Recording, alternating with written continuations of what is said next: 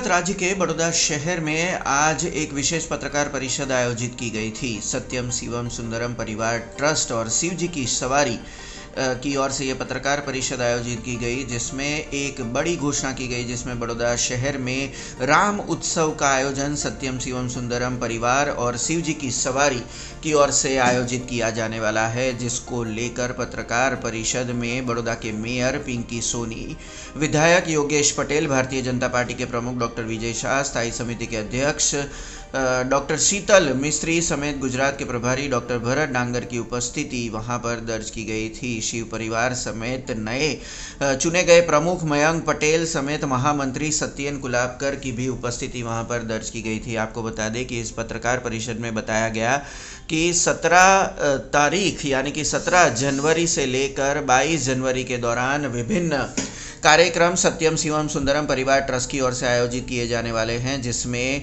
सनातन धर्म विजय याग, राम लीला समेत राम जी की सवारी का भी आयोजन किया जाने वाला है, जबकि 22 जनवरी को रामायण आधारित महारंगोली का भी आयोजन किया जाने वाला है। आपको बता दें कि पत्रकार परिषद के जरिए 17 जनवरी से 22 जनवरी के दौरान सत्यम शिवम सुंदरम परिवार ट्रस्ट की ओर से जो विभिन्न कार्यक्रम आयोजित किए जाने वाले हैं उसकी जानकारी दी गई थी। आगामी 22 जान्युआरी रोज अयोध्या में 500 वर्ष पछी भगवान रामलल्ला की प्राण प्रतिष्ठा थई रही है। देशना वडाप्रधान नरेंद्र मोदीजीનું જે સપનું છે સાકાર થઈ રહ્યું છે, ત્યારે વડોદરા શહેરમાં પણ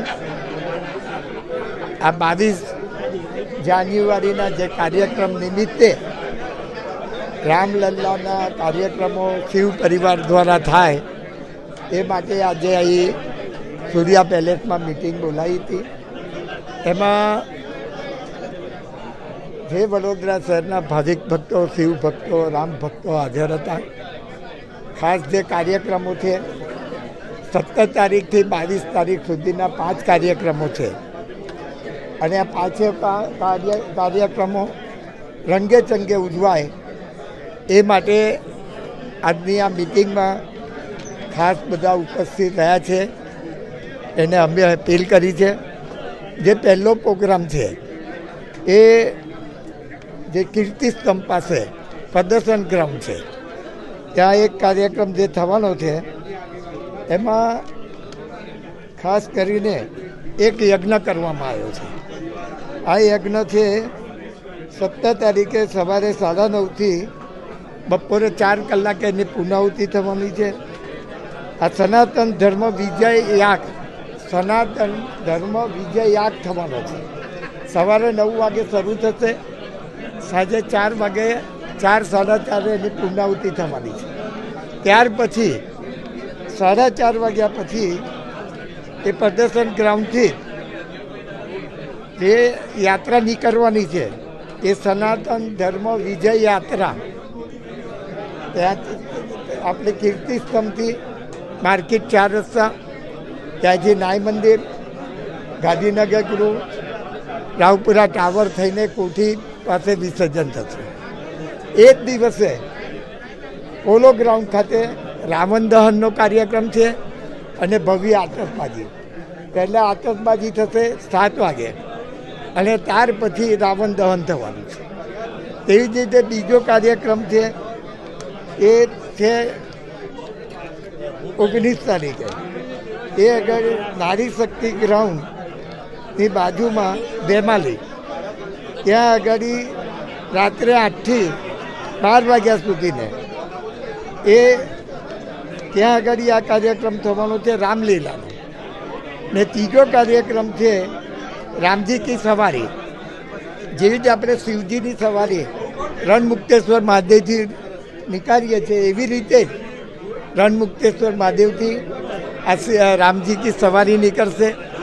ત્યાંથી માંડવીથી નાય મંદિર, ગાંધીનગર અને કોઠીએ સાંજે 7 વાગે પૂર્ણ થશે। ને જે એના પછી વડોદરા શહેરમાં વિવિધ સ્તરે રંગોળીનો 2 દિવસ કાર્યક્રમ છે 21 અને 22। એમાં મંડળો હોય, પોર હોય, આ બધી જ જગ્યા એ લોકો અમારા કોન્ટેક્ટ કરી રહ્યા છે. એટલે આ કાર્યક્રમ પણ 2 દિવસ ચાલશે, જે રામાયણને લગતી આ રંગોળીઓ થશે. અને 5મો જે કાર્યક્રમ છે 22 તારીખનો, જ્યારે 12 ને 20નું મુહૂર્ત છે, એ ટાઈમે 500 જેટલા બ્રાહ્મણ સુસાગર ખાતે પધારવાના છે 11 વાગે. એ તહીં આગળ પ્રાણ પ્રતિષ્ઠાના પહેલાં રામજીની ધૂન થશે અને પ્રાણ પ્રતિષ્ઠાના મંત્રો ઉચ્ચારશે. અને આજુબાજુ જે ભક્તો હાજર રહેશે એ પણ રામધૂન કરશે. એવો ભવ્ય કાર્યક્રમો રાખવામાં આવ્યા છે. તો વડોદરા શહેરના ભાવિક ભક્તો આ બધા કાર્યક્રમમાં જોડાય ને આપણે બધા જ ભેગા સાથે મળીને રંગે ચંગે આ કાર્યક્રમ કરીએ એવી ભગવાન રામજીને भी प्रार्थना करूँ છું, भगवान शिव जी ने પણ હું प्रार्थना करूँ છું. अब खबरों से लगातार अपडेट रहना हुआ आसान. BRG न्यूज आपके मोबाइल स्क्रीन पर. आज ही BRG न्यूज की mobile app Google play store और ऐप स्टोर से डाउनलोड करें और खबरों से लगातार जुड़े रहें.